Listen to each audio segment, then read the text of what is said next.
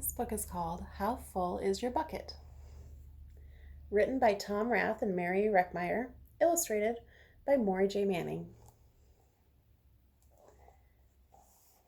Felix was putting one of his last blocks on his tower when his little sister came in. "I want to build a tower with you," she said. Felix scowled and said, "Go away. You're too little."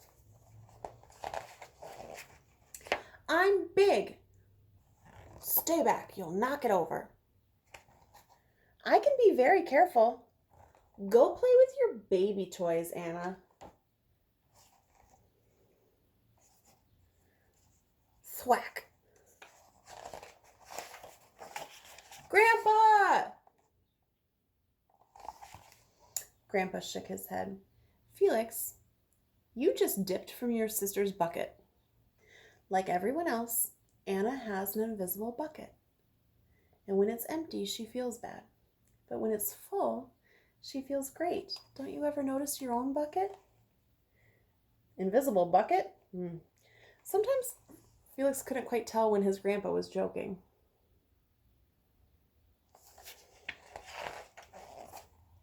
But the next morning, when Felix woke up, there it was, a small gray bucket floating above his head. When Felix came down to have breakfast, his mom was in a hurry. "I've got a meeting to go to this morning. It's almost time to go. Anna, sit still."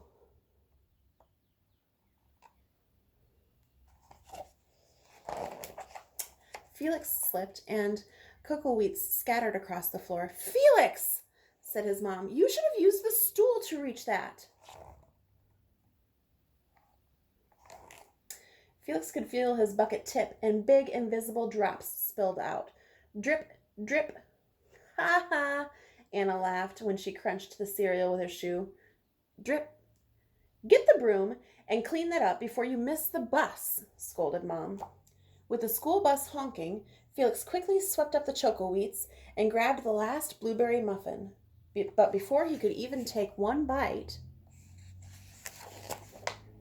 Buster jumped up and grabbed the muffin from his hand. Drip. "Hey, look at Felix's new backpack. My baby brother has one just like it." Another drip. "Psst, Felix. Psst. Watch out, shrimp." Drip. It was still morning, and Felix's bucket felt almost empty.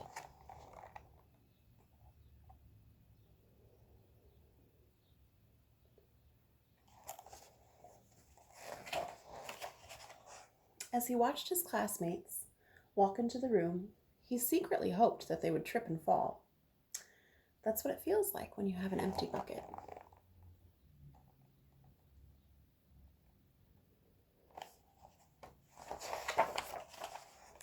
Felix slumped into his seat, and he waited for something else bad to happen.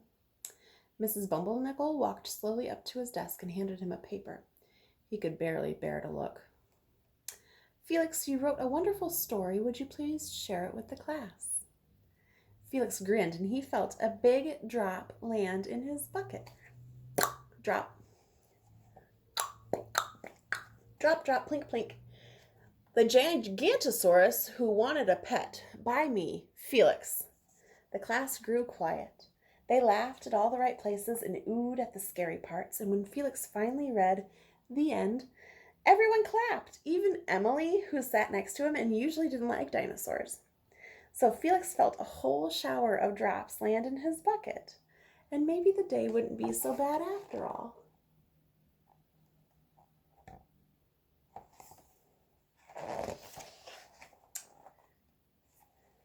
This says, "I love you, Mom."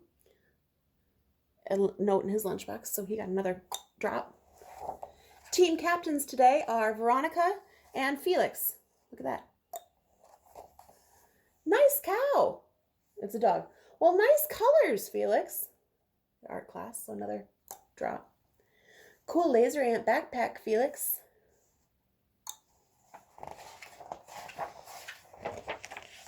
By afternoon, Felix's bucket was nearly full.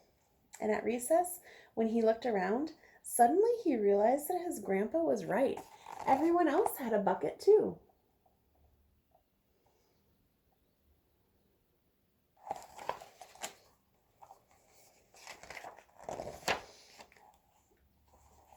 Here he is helping maybe his teacher or his dad. Let me help you. At baseball practice. Here's your baseball catch. Thanks, dude.